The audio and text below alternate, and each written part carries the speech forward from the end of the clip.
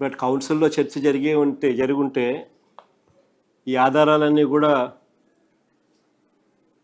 మా research wing already కౌన్సిల్కి కూడా సభ్యులందరికీ కూడా ఇచ్చినారు. అందుకనే చంద్రబాబు నాయుడు గారు బహుశా కౌన్సిల్లో చర్చ జరగకోకుండా విపరీతంగా అడ్డుకునే ప్రయత్నం చేస్తూ ఉన్నాడు. కానీ ఒకసారి ఆధారాలు మీరంతకు మీరే జర్నలిస్టులు మీ ద్వారా రాష్ట్ర ప్రజలందరూ కూడా ఇప్పుడు చూపించే ఆధారాలు ఏదైతే స్క్రీన్ మీద చూపిస్తూ ఉన్నారు, ఇప్పుడు నేను చూపించే ఆధారాలు కూడా ఇవన్నీ కూడా ప్రతి ఒక్కరు ఒకసారి ఈ ఆధారాలు చూడమని చెప్తా ఉన్నాను. అసలు ఈ ఆధారాలు చూసిన తర్వాత ప్రజల్నే నేను కోరుతా ఉన్నా, మీరే డిసైడ్ చేయండి చంద్రబాబు నాయుడు గారు అనే వ్యక్తి ఎలాంటి వ్యక్తి.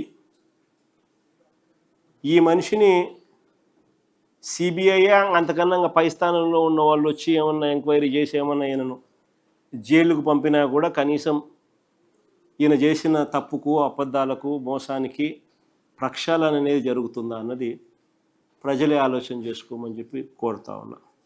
ఇందులో మొదటి డాక్యుమెంట్ మీకు చూపిస్తా ఉన్నా. హెరిటేజ్ కంపెనీ అఫీషియల్ వెబ్సైట్లో February 10th, 2026 heritage company official website నేను చెప్తా ఉన్నా, మీకు ప్రజెంటేషన్లో చూపిస్తూ ఉండేది. February 10th, 2026 మ్యానుఫ్యాక్చరింగ్ యూనిట్గా ఇందాపూర్ డైరీని మ్యానుఫ్యాక్చరింగ్ యూనిట్గా డిక్లేర్ చేస్తూ,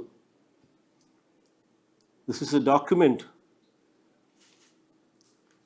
official website of heritage downloaded on 10th February 2026,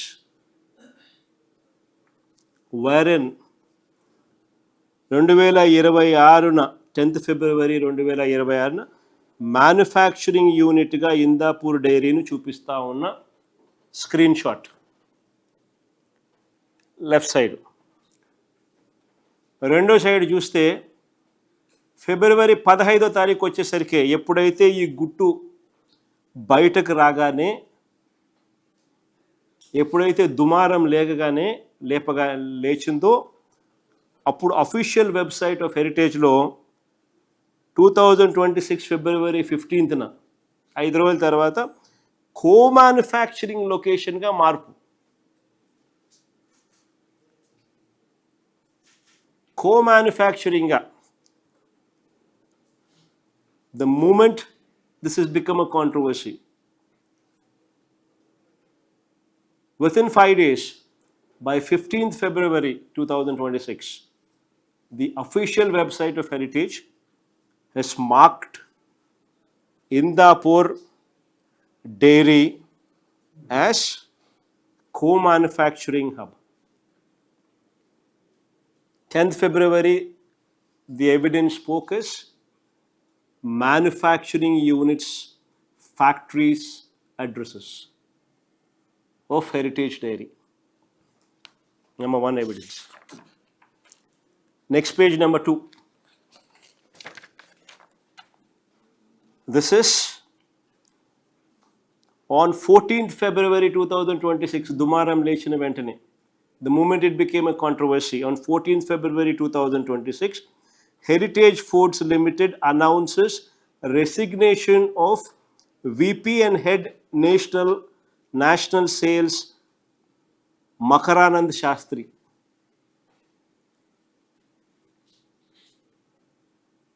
Makaranand Shastrini February 14th, 2026 fire తీసేస్తూ ఉద్యోగం నుంచి తప్పుకున్నట్టు February 14, 2026. Next page లేకపోమ్మా.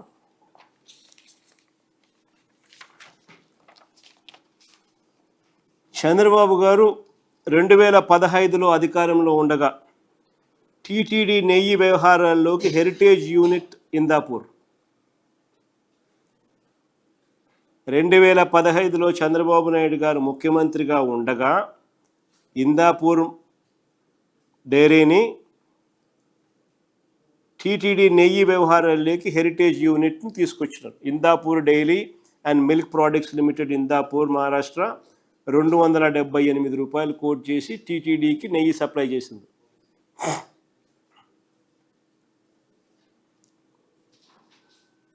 While Chandrababu Naidu was in power in 2015, Indapur Dairy and Milk Products Limited, Maharashtra, participated in TTD tenders. They quoted 278 rupees and they were awarded ghee contracts. Next page.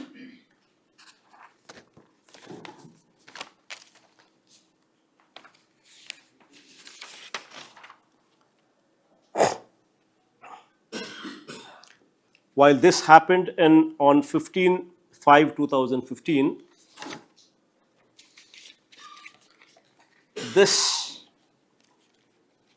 is a statement of 2016 March 18th. 2016 March 18న lab టెస్టుల్లో Indapur dairy fail అయి disqualify అయింది.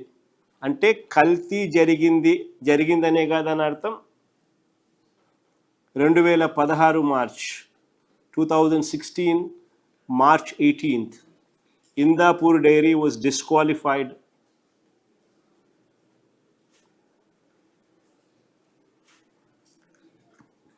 as they failed the lab test. Then next page. Within 3 months, the very same Indapur Dairy which was disqualified, within 3 months was once again restored the status as qualified. Disqualify అయిన 3 నెలల్లోనే, అంటే మళ్ళీ April 26, 2016న ఇందాపూర్కు మళ్ళీ అర్హత కల్పించిన Chandrababu government, మళ్ళీ కల్పించిన చంద్రబాబు. బిడ్డింగ్లో పాల్గొన్న Indapur dairy evidence. Next page. November 27న 2018న హెరిటేజ్ మ్యానుఫ్యాక్చరింగ్ యూనిట్ ఇందాపూర్కు టెండర్ దక్కింది. కేజీ నెయ్యి 321కి order.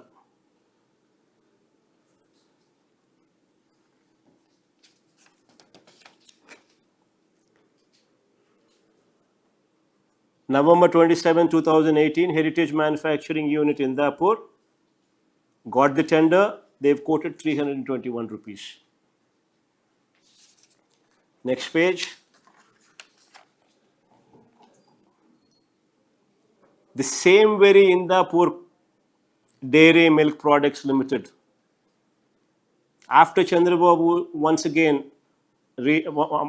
in 2024, once again after Chandrababu coming to power, this same very Heritage Manufacturing Unit on December 16th, 2025, which quoted 320 rupees in the past, has now secured the tender in TTD, quoting 658 rupees. ఇదే Indapur dairy 2024లో చంద్రబాబు నాయుడు గారు మళ్ళీ అధికారంలోకి రాగానే చక్రం తిప్పిన ఈ heritage manufacturing unit Indapur dairy December 16, 2025న 658 రూపాయలకు టెండర్ ఖరారు.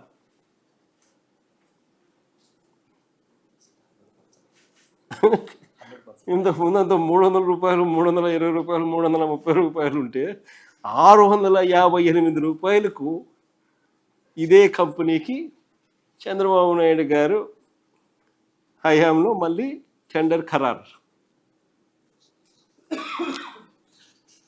అసలు ఆశ్చర్యం ఏమిటి అని అంటే, ఒక భయాందోళన వాతావరణాన్ని క్రియేట్ చేసి 300 రూపాయలకి నెయ్యి దొరుకుతుందా అని చెప్పి ఒక వాతావరణం క్రియేట్ చేసి ఎవరిని రాకుండా అందరినీ భయపెట్టించి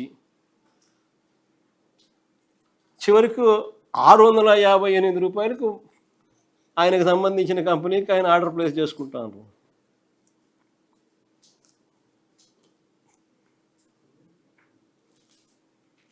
అసలు టీటీడీలో ఇంతకు ముందు గవర్నమెంట్లో అయినా, చంద్రబాబు గవర్నమెంట్ అయినా, మన గవర్నమెంట్లో అయినా, వైఎస్ఆర్సీపీ గవర్నమెంట్ అయినా ఒక టెండర్లు పాడి ఆ టెండర్ల ప్రొసీజర్లు పిలిచి ఆ టెండర్లలో L1 ప్రకారం ఎవరైతే వస్తారో వాళ్ళకి ఇచ్చి ఆ గీని వాడతారు. ఇక్కడ సప్లై చేసే వాళ్ళు దేశంలో ఉన్న మిగతా గుళ్ళందరికీ కూడా సప్లై చేస్తున్నారు.